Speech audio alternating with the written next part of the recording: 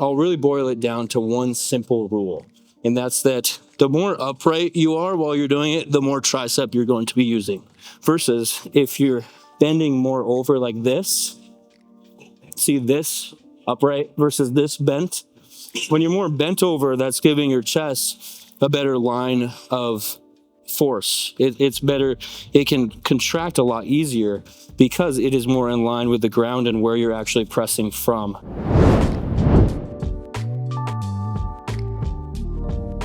One of the biggest issues that I tend to see that limits people's chest growth and gains as a result, and I used to struggle with a lot in my own training, and I still do to some degree, is just activating the chest during pressing movements of any kind. And in fact, almost all chest movements, I think that a lot of people struggle to just primarily focus on the chest, even though they may think that they are.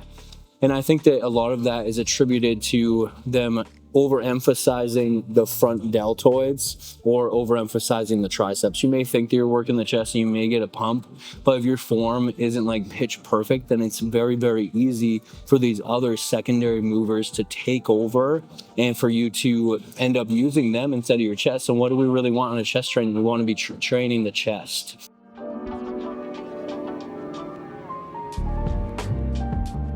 So I think that a good form cue whenever you're pressing is to lead with the chest and retract the scapular blades, squeeze the shoulder blades tight, and then keep the shoulders really far out of the movement. The chest kind of is involved in protraction of the shoulder blades, but I think that when you are bringing the shoulder blades too far in, then it's just giving the leverage more so to the front deltoid, and then it's going to be taking some of the emphasis off of the chest. So I really like to squeeze them together, and also by squeezing your scapular blades together, you're actually getting a nice base of support. And whenever you can reinforce more stability to an exercise, you're going to be stronger. So here, I'll kind of demonstrate. This is my last warm-up set. So I'm doing a Smith machine, slight incline bench press, but as I'm going down, I'm squeezing my shoulder blades tight together and I'm keeping them tight for the entirety of the movement. So I'm not protracting my scapular blades at all. I'm only retracting, keeping them retracted. And then on top of that,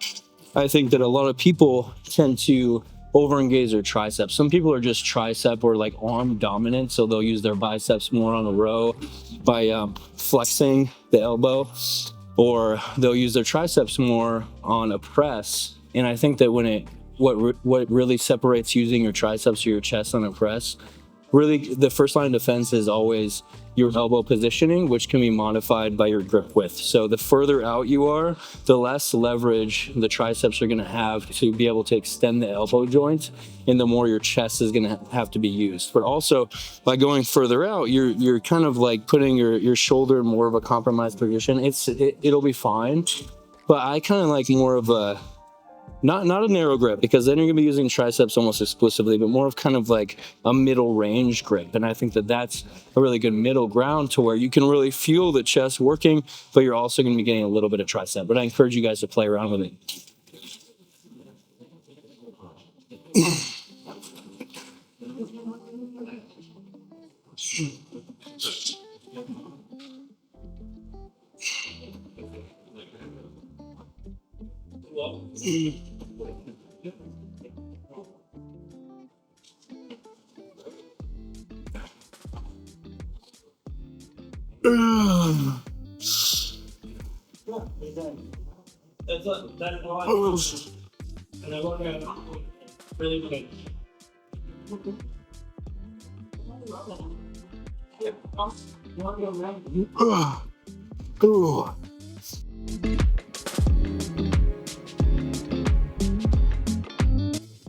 Another little form tidbit is going to be actually not fully bouncing off of the chest. A lot of people, as it gets challenging, they kind of bounce, because that is assisting in the range of motion. It's going to help you get up more reps, but at what price is my question to you? Because do you ever really feel like your chest is working a lot when you're bouncing?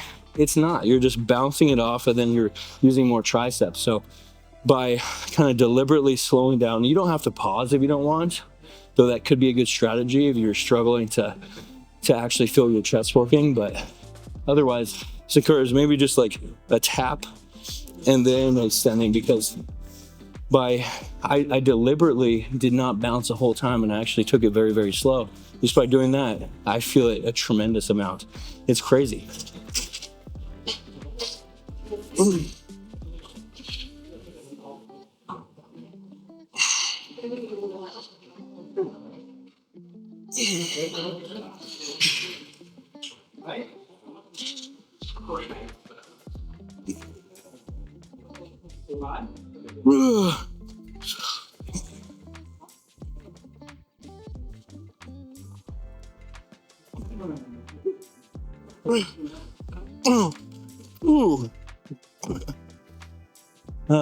I'm thankful for doing this on a Smith machine, just because I ended up failing the rep. If I were doing this on a barbell, it may not have gone well without a spotter.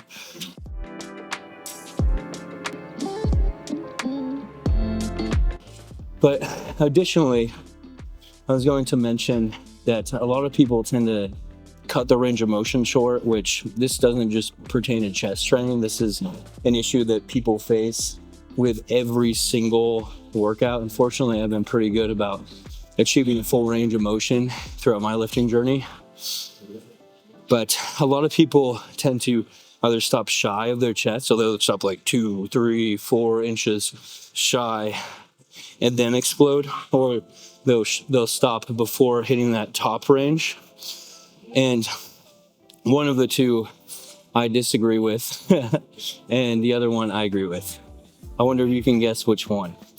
The one where you're actually stopping shy of the chest, I think, is a huge no-no, because you want to be getting that full stretch. And if you're stopping shy, then you're not actually getting the chest in its fully lengthened position. So you're missing a whole range of motion, which is very, very hypertrophic. And it's very essential for growth if that's your goal. But if you don't want to complete the lockout, I think that's totally fine, because up here, this like last 20-30% of the range of motion, you're actually not using the chest almost at all. You might be using like a tiny bit, but honestly, it's like 99% all triceps, because all you're doing is that lockout portion, which is just the elbow extension. But down here, it's of vast importance. And I would say even take it a step further and try out some certain machines or dumbbells or a cambered bar or something where you can actually get the range of motion even further than what a standard straight bar like this would allow. And that's actually what I wanted to do today, but it's not really in the cards for today. So maybe next time I will be doing a dumbbell variation. But I just wanted to highlight that fact that the bottom range is essential. The top range, you could take it or leave it. It depends on if you want to get a bunch of tricep stimulus or not.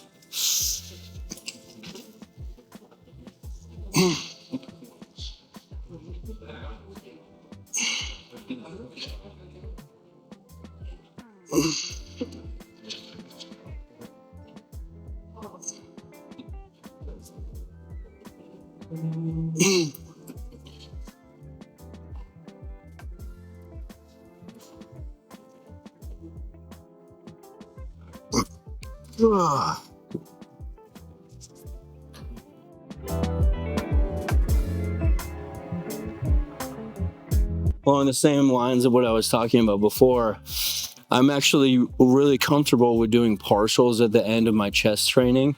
So once you hit failure, you can just crank out a couple partials, or at least try to, because that bottom range of the motion is that lengthened and most hypertrophic zone. On something like a pull-up or a lat pull-down or something, that's not the case, because actually the hardest part is at that contracted position.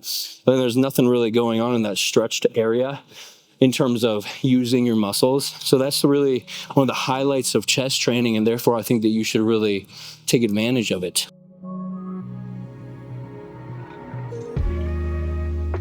Last week, I actually showed a free motion machine cable variation. I talked about the different angles and how they impact the chest in different ways. I'm not going to discuss that today. Instead, I'm going to offer you guys a brilliant, in my opinion, a brilliant cable exercise for the chest. And I know that this video is all about how to really get the most out of your chest training if you've been struggling with it. And I think that the secret to doing so is going to be proper form. And this exercise isn't really just to like highlight proper form, but it's really to take the chest through its full range of motion and just let you feel what's going on. And of course, I think that this is a great hypertrophy movement as well. Kind of like a good finisher or like last movement that you could do. Or if you just need a break in between compound lifts, I think that this is a great movement. But it could also be a great like pre-exhaust or kind of a warm-up exercise, just because you are getting the full range of motion of the chest while you're doing so. So essentially what the movement is you're going to start with your arm all the way back behind your body so that you get a deep stretch in the chest. And then we're going to just be kind of doing a fly. So we're going to be taking the arm and bringing it across the body. So we're adducting the arm. I hope you can see this, but we're adducting the arm all the way across the body. So we're not just going to this midpoint and stopping like a lot of flies encourage you to do so, like the pec deck machine. If you're doing bilaterally, you're going to be stopped right here, which is a real bummer, because if you go further, then your chest automatically contracts. So we're starting with the chest fully in the lengthened position, and then we're taking it through its paces and including that protraction of the scapula in there in order to really get all the functions of the chest. And then we're adducting the arm across the body in order to get a really reinforced and explosive, not only concentric, but training the chest in the shortened position. So I think that this is a fantastic movement. And the key takeaway with this is that you don't want to be flexing your elbow or using your biceps or triceps in the movement. You just want to be kind of keeping your elbow in a locked, fixed position and just contracting the chest. And I really also like this movement because it's unilaterally based. So you're doing one arm at a time. I think that this is, if you're having trouble feeling and working your chest, then this could be a great either warm-up exercise, pre-exhaust exercise, or finisher exercise. And in this case, I'm kind of using it as like a bridge before we add in a little bit of extra volume. This is also one where you kind of want to take it slow and just really feel it. You don't really need to load up too much because this is an isolation lift. You're not getting your elbow joint involved too much, so you're not really using too much triceps. Using your delts a little bit, but it is mainly chest, which is beautiful.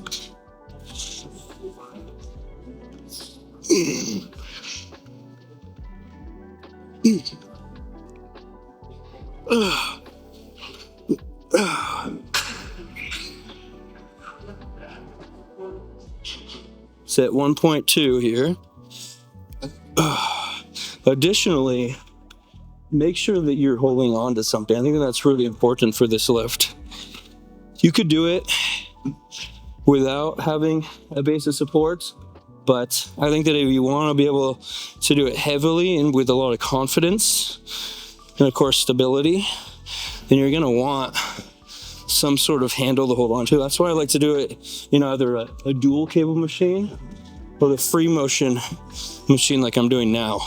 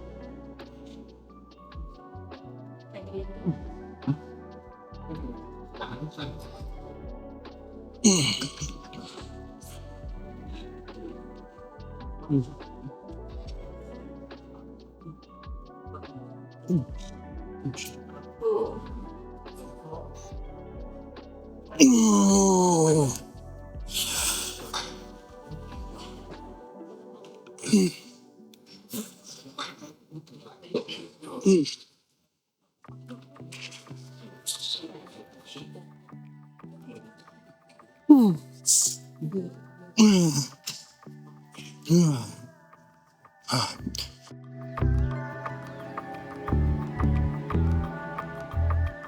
then of course, you guys could totally like change up the angle that we're doing this in order to hit different sections of the chest if that's your goal. Right now we're doing a straight horizontal variation, which is just going to be kind of hitting all of the chest, you know, the pec major, the pec minor, clavicular head, and all that jazz. But if you were to kind of start it from down here, then be pulling up, since the fibers are going to align with your arm path, you're going to be working more of the upper clavicular head. And then if you're starting up here and you're pushing down, you'll be working more of this lower bottom portion of the chest.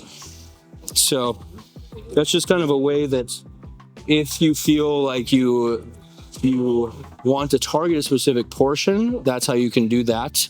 And you know, maybe you're just trying to balance out your program. Maybe you like start with incline pressing, like a dumbbell press, and then you do like a flat machine press, and then you just want to work some lower chest with a fly. A lot of the times that's how my average chest day may end up going.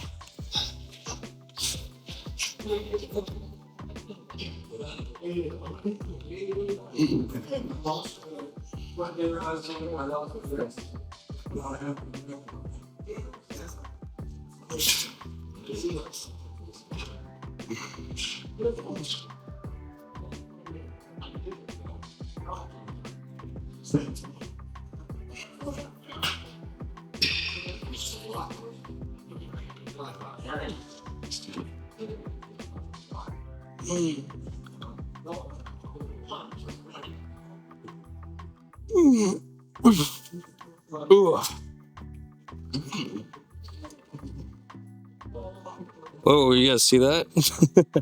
The thing just went down. That's kind of sketch. So much for that confidence and stability that I was talking about earlier.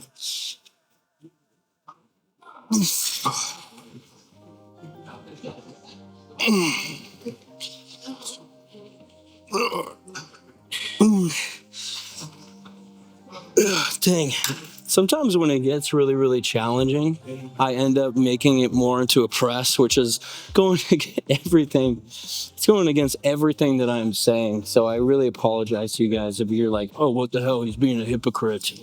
He's pressing it up. He's not actually flying it up. I know. I could definitely be a little bit better about keeping that arm path relatively wide instead of just forcing it up. But we're all human, right? We all sometimes have issues, and we especially have issues when we get really fatigued. And for most people, I feel like they don't even notice when their fatigue is breaking down. And that's where filming yourself comes in, or having a training partner that can tell you what's what.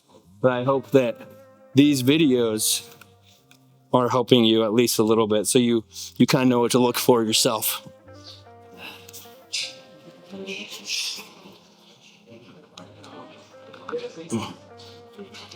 This form's a little bit better on my right side. It may be because on the left side, I'm so close to the machine. Maybe not, I'm not sure.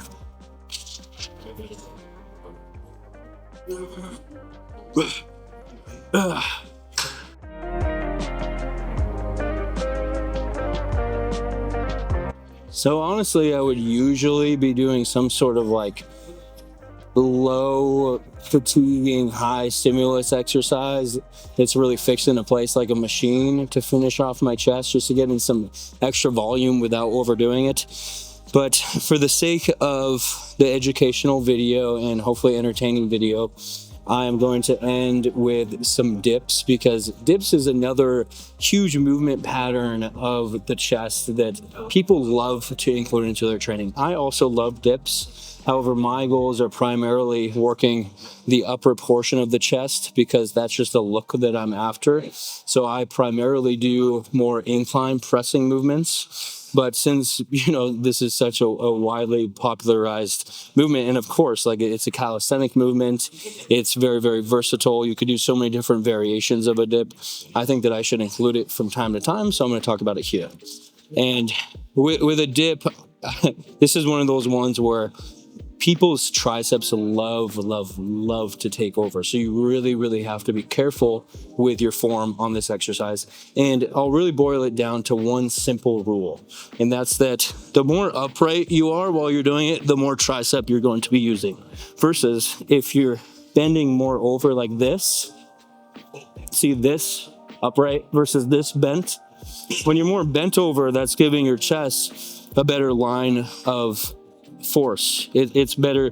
It can contract a lot easier because it is more in line with the ground and where you're actually pressing from. Versus if you're up straight, your chest isn't doing any pressing. Your chest doesn't really press from down here. The only portion of the chest that may do that is the lower chest, but it's more inclined to if you're actually leaning forward. And therefore, I think that leaning forward is an absolute must. Otherwise, it's just a tricep exercise. And that isn't what we're after today. So I'm going to lean a little bit forward and then crank them out like this. And of course, you want that full range of motion.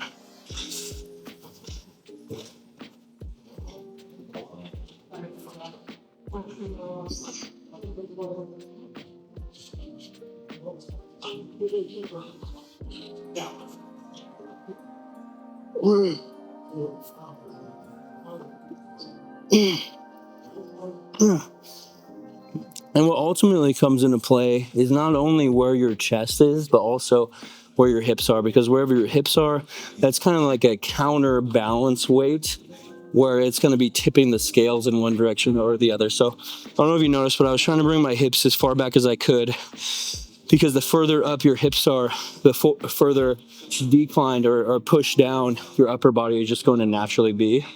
So try and push your hips back.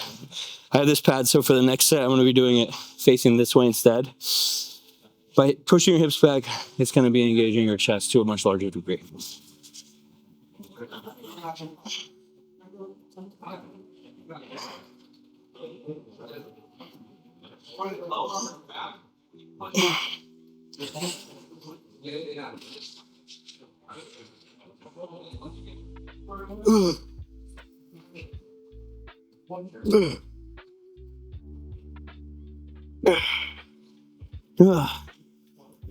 And then lastly, a lot of people, like I alluded to, are really afraid to do the full range of motion because they think that it's impinging their shoulders. But it's just not, guys. Your shoulders are going to be totally fine. Unless you're feeling actual pain, I think you should go as low as possible, because that's just bringing us back to the beginning of the session where I was talking about how you really want that full range of motion. If you're stopping at like 90 degrees here, then you're not getting the full lengthened, aka stretch position in your pecs. You're just not going to be getting it. So you're only going to be training more of like that tricep range of motion, which is totally fine if that's what you're after, but we're after chest development in this case. So I really encourage you guys to make sure that you're really going all the way down unless you're feeling pain. And if you are feeling pain, try some corrective exercises before. Do some warm it up with a band, warm up your rotator cuff, do some external and internal rotation work, among other things. Probably go and see a physical therapist and get yourself sorted out so that you can train in a little bit more of an optimal way. Because after all, guys, we're here busting our asses day after day. I personally go to the gym at least 6 days a week, sometimes 7. And so I want to be getting a lot out of this. If I'm just going and not training what I know to be true, and of course, ignorance is bliss. Like, if you guys don't know something, then how are you going to know to fix it? But if you know something, then why not try and better yourself and do it to the best of your capability? Because we want to get as much as we can out of this pursuit. Okay, that's going to be my last set.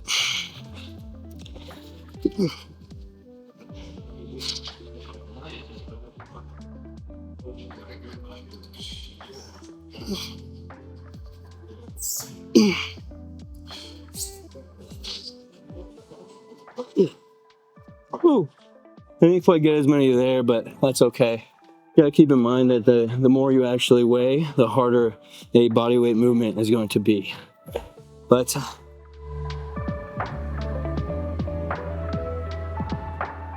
this is going to conclude this video, which is all about people who really struggle to see chest gains, which is likely due to them not using proper form and really activating their chest the way that they probably should be. We talked about proper form on pressing movements, how you really want to be engaging that full range of motion, ideally really getting that bottom range, and you could skip out of the top range if you really want to. Talk about some variations of that and more. And we talked about one of my favorite fly exercises, which is a really great one, the unilateral lift, cable lift, where you can really focus on getting the full function of the chest and really feeling it. So it's really great for those of you who may struggle now or have struggled in the past with really concentrating on your chest and feeling it working. And then lastly, we touched on the third movement pattern that I think is really important, which is a dip, and how to preferentially target your chest over your triceps. So anyway, hope you guys enjoyed this one. Have a good one.